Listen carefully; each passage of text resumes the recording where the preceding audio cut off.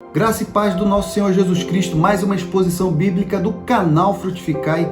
E nessa oportunidade eu gostaria de falar sobre um tema, queridos, que vai quebrar barreiras que impedem toda pessoa de perdoar. Hoje o nosso tema é estudo sobre perdão atualizado. Queridos, nosso texto base se encontra em Mateus, no seu capítulo 18, versos 21 e 22. Mas eu vou falar de uma maneira onde vai ter tópicos dos quais vai abençoar, vai trazer também vários benefícios, vocês vão refletir sobre o perdão. E isso não vai valer somente para quem é cristão, não. Vai valer também para aquela pessoa que às vezes não é da igreja ou é um católico, seja o que for, querido. A pessoa que estiver vendo esse vídeo vai ver que perdoar é muito bom. E aquele argumento que nós muitas das vezes ouvimos, quem perdoa é Deus, nós vamos ver que é diferente. E inclusive nós vamos ver que o perdão é tão bom, que ele traz tantos benefícios. Eu vou trazer pelo menos duas passagens que vão nos dar esse entendimento. Queridos, eu vou trazer esse tema tão importante exatamente porque afeta tantas pessoas, querido. Afetam pessoas, famílias, afetam até a sociedade em si. Então, eu quero convidar você para aprender um pouco mais da palavra de Deus. E falando nisso, eu não posso deixar aqui de fazer o meu convite. Você que está visitando esse canal hoje, se você ainda não é inscrito no canal e gosta da palavra de Deus, ama desenvolver e ver versículos e entender um pouco mais, eu te convido para você se inscrever. Também envie para os seus contatos, compartilhe nas suas redes sociais e vamos evangelizar em nome de Jesus. Então vamos para a palavra de diz. Então Pedro, aproximando-se dele, disse: Senhor, até quantas vezes pecará meu irmão contra mim, e eu lhe perdoarei? Até 7? Jesus lhe disse: Não te digo que até 7, mas até 70 vezes 7. Esse é o canal Frutificai, começando agora.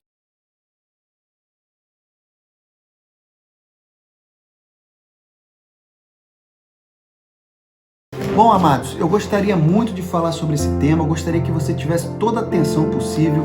Eu ouvi sobre algo muito especial e eu quero primeiro, eu não vou começar com a palavra, principalmente porque eu não vou me ater a esse texto base, eu vou falar sobre algo que vai acabar trazendo à luz essa pergunta de Pedro. Veja bem, primeiro tópico que eu gostaria de falar: por que pedir perdão? Bom, queridos, nós sabemos que na cultura humana, todos nós possuímos o senso de moralidade, que depende da cultura, depende do país, depende da região dentro desse país, etc. E esse senso costuma ser chamado de consciência pela psicologia, queridos. Há certos padrões que norteiam a consciência na hora de você condenar ou acusar alguém por alguma coisa. Por exemplo, nós podemos dar aqui um exemplo. Países árabes, se você for cumprimentar uma pessoa com a mão esquerda, isso seria um ultraje, isso seria ofensivo, porque para eles essa mão é considerada impura, porque ela é utilizada para higiene pessoal. Então, queridos, eles utilizam a mão direita para comer e exatamente para saudar, mas essa mão esquerda é impura para eles.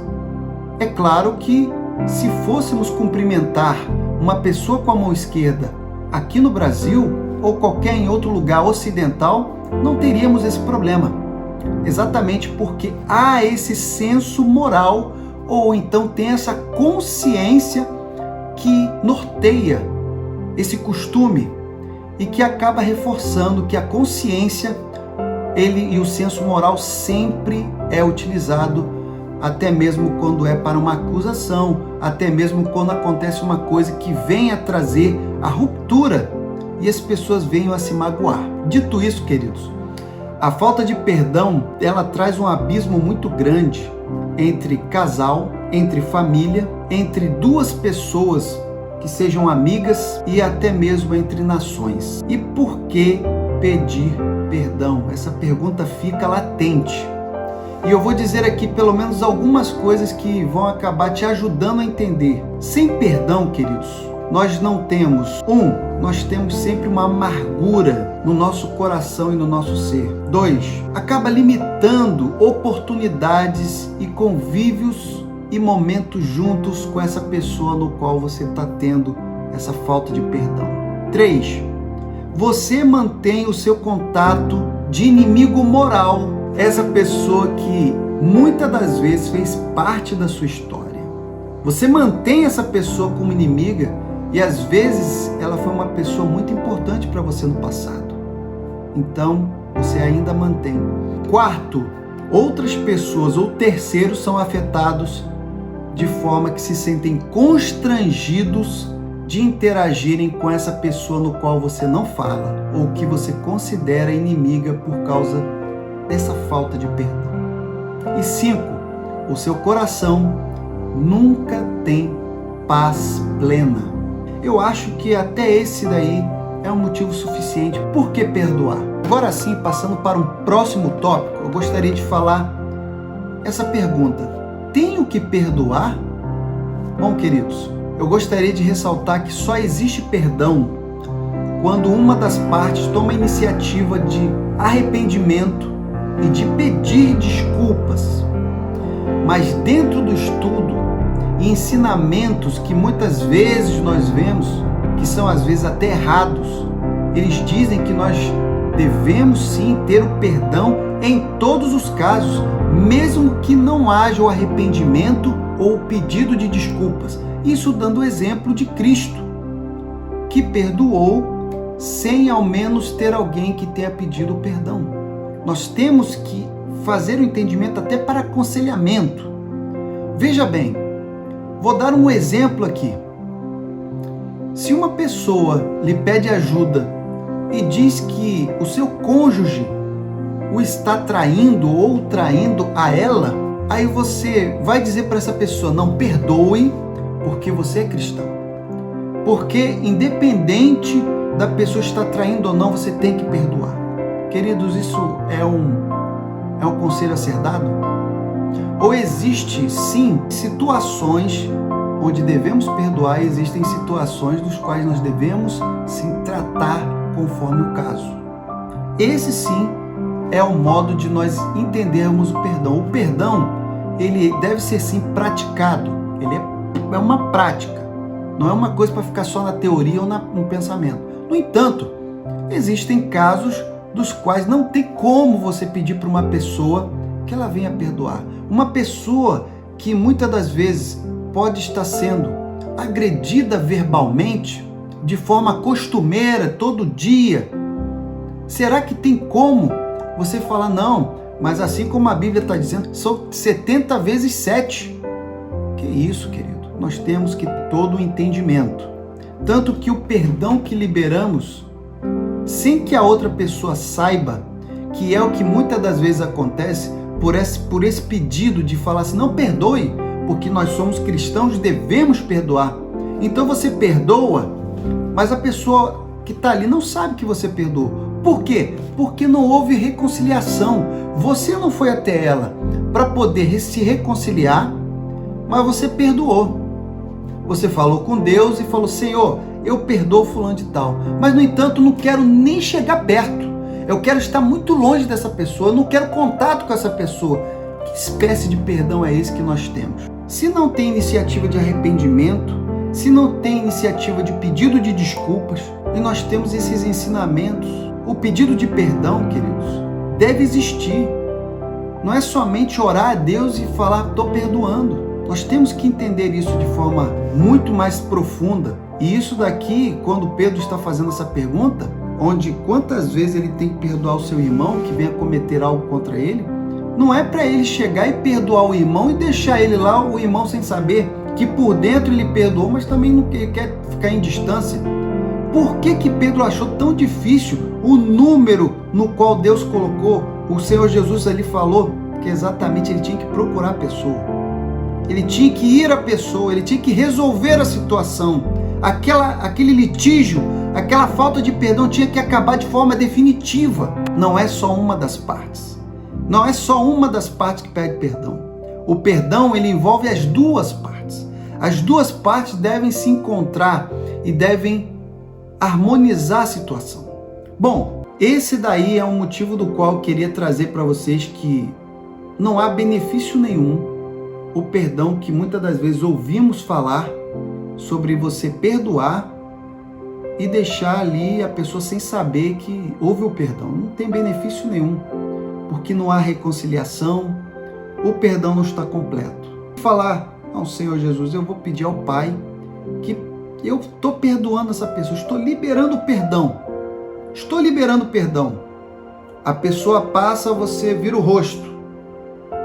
Que perdão é esse?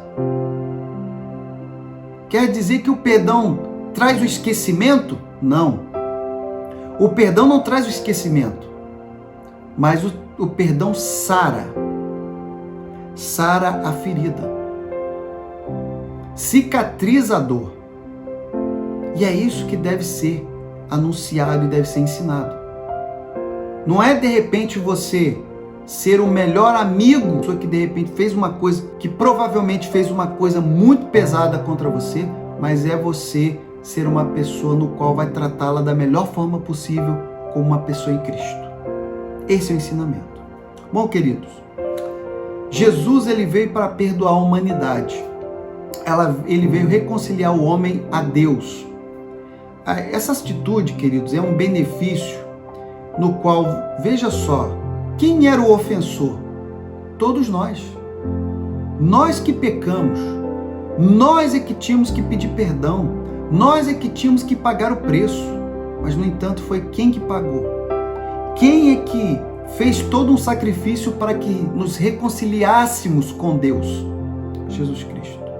Então veja que a atitude dele é a atitude daquele que ofendido foi, ofendido é, e ele que vai de encontro para poder resolver o problema, para resolver a situação. E isso é claro que foi por ordem do Pai. O Pai sim queria se reconciliar com todos nós. E hoje temos esse privilégio, essa bênção através de Jesus Cristo. Bom, amados, eu queria trazer também as características do perdão genuíno. Porque existe também, queridos, aquele pedido de perdão que, olha, a pessoa vai. Vai por quê? Ah, porque eu sou cristão. Ah, eu vou pedir perdão por quê? Ah, porque fulano falou para eu pedir. Ah, porque o meu pastor me aconselhou, eu tenho que pedir perdão. Características de um perdão genuíno. 1. Arrependimento.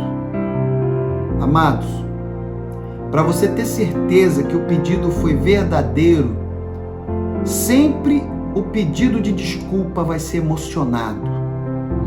E a pessoa sempre vai externar culpa, vergonha pelo comportamento ou pela falta que acabou causando essa ruptura na amizade, ou que causou afetou essa família, afetou o sentimento de duas pessoas ou mais.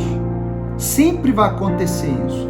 Uma pessoa que pede o perdão de forma, você me perdoa? É porque eu queria te pedir perdão. É muito difícil esse pedido ser sincero. Na maioria das vezes a pessoa está rompendo uma barreira de ir até a pessoa para pedir o perdão. Então esse arrependimento, na maioria das vezes, ele vai ser carregado de emoção. Ele vai ser um pedido no qual a pessoa vai estar externando a sua culpa. Outra característica, o seu corpo e reação falam por si. Queridos, geralmente a pessoa no qual vai vir pedir o perdão, você a conhece muito bem. Então, quando ela vai pedir o perdão, você sabe se ela está sendo verdadeira ou não. Como assim? Às vezes essa pessoa ela tem a mania de, quando ela está fazendo algo de forma verdadeira, ela começa a roer a unha. E você sabe que isso é uma característica dela. Ou então a pessoa fica inquieta, fica andando para um lado, gira a cadeira para um lado, gira a cadeira para o outro, fala de forma inquieta, esfrega as mãos. Sempre tem uma característica corporal e de reação que a pessoa vai ter, que vai te mostrar que esse pedido de perdão é verdadeiro. Então, não adianta, queridos. Pode ser porque a pessoa sempre abaixa a cabeça e olha para baixo. N maneiras que o corpo manifesta de que aquela atitude é verdadeira. Outra característica de perdão é o pedido detalhado. Não adianta, queridos, nós chegarmos para pedir o perdão e falarmos, eu queria te pedir o perdão. A pessoa vai às vezes ficar assim parado, vai pedir o perdão, sim. Mas será que está pedindo perdão sobre aquilo que eu entendo que foi a falta que a pessoa teve comigo? Se você às vezes não detalhar e não falar, não externar, foi sobre esse motivo, fulano, eu gostaria de falar que aquilo que aconteceu assim, assim, assim, foi errado, eu entendo, e até mesmo você vê que a pessoa toma a parte, a responsabilidade do acontecido, tudo isso faz parte, o detalhamento de tudo que ocorreu faz parte para que quando você resolver o assunto, não vai ter dúvidas. Isso faz parte de um pedido de perdão verdadeiro. Mais uma característica é aquele pedido que é feito sem justificativa. Por quê? Sem justificativa. Porque quando a gente vai pedir o perdão, se a gente falar assim, querido, eu queria te pedir o perdão, porque naquela vez eu acabei falando uma palavra no qual não cabia falar, mas cabe lembrar também que você me irritou bastante. Então, que pedido de desculpa é esse? Que perdão é esse que você está pedindo se você está justificando e colocando agora a culpa na pessoa? O seu pedido de perdão, na verdade, é uma defesa no qual você está acusando com esse mas. Então tire esse mas, tire essa justificativa sempre no seu pedido de perdão. Faça-o de forma simples, objetiva, no qual você não coloca a pessoa em uma situação de culpa dentro do contexto. Então, queridos, agora eu gostaria de trazer duas passagens dos quais vão elucidar melhor e vão até nos abençoar sobre esse pedido de perdão. Um deles se encontra em João, no seu capítulo 8, versos 1, e aí você pode ir do 1 até os outros seguintes. Ele vai falar sobre a narrativa de uma mulher que foi pega em adultério através dos fariseus. Queridos, existe também um estudo nesse canal onde você vai ver bem detalhado sobre essa passagem que se chama Quem Não Tiver Pecado, Atire a Primeira Pedra. Mas falando por alto sobre essa passagem, nós sabemos que os fariseus levaram até a presença de Jesus uma mulher que foi pega em flagrante em adultério. Só que cabe lembrar que não foi somente ela que estava em adultério, também era o homem, mas só foi levada a ela. No entanto, queridos, eles então chegam até o mestre e diz o seguinte: esta mulher foi pega adulterando e na lei de Moisés nos manda que ela seja apedrejada. Tu, pois, o que dizes? Queridos, veja aí se entra ou não entra o senso moral que nós tínhamos comentado no início da nossa exposição. Se não entra aquela consciência que a psicologia aplica. Eles estão aqui colocando que, pela lei, ela deve ser castigada. O que acontece? No desfecho, Jesus a perdoa, dando oportunidade a ela a salvação. E todos os seus acusadores, pela sua consciência, porque todos eles também tiveram que usá-la para se autoanalisarem e saberem que não tinham a capacidade de apedrejá-la, porque eles não tinham moralmente a vida totalmente sã perante a lei para que pudesse executar aquele apedrejamento. Então, queridos, o que demonstra nessa passagem?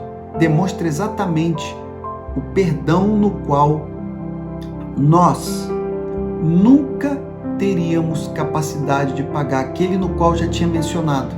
É o pecado no qual o Senhor Jesus rasgou toda a nossa dívida, nos tirou do jugo que o pecado tinha sobre nós e nos trouxe a liberdade.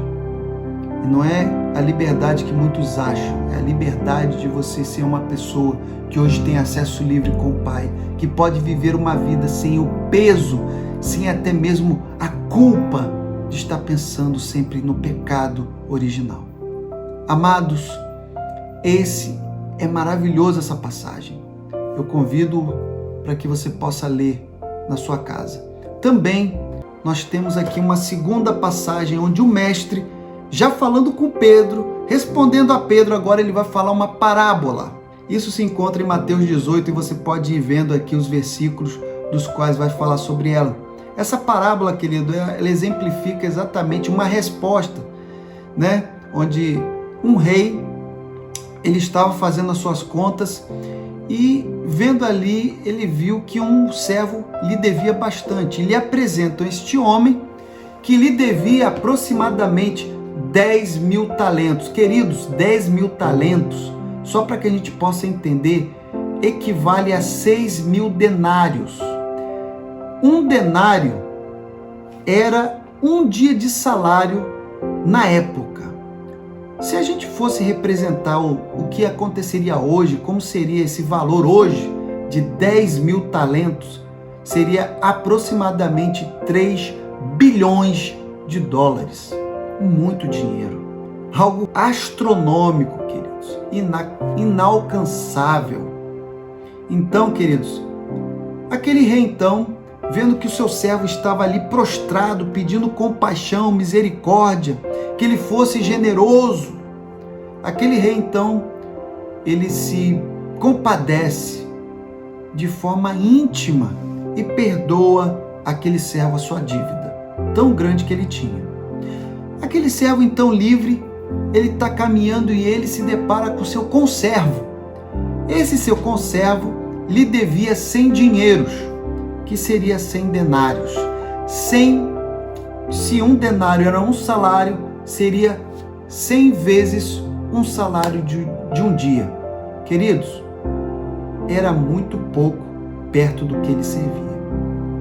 Era muito pouco perto do que ele devia.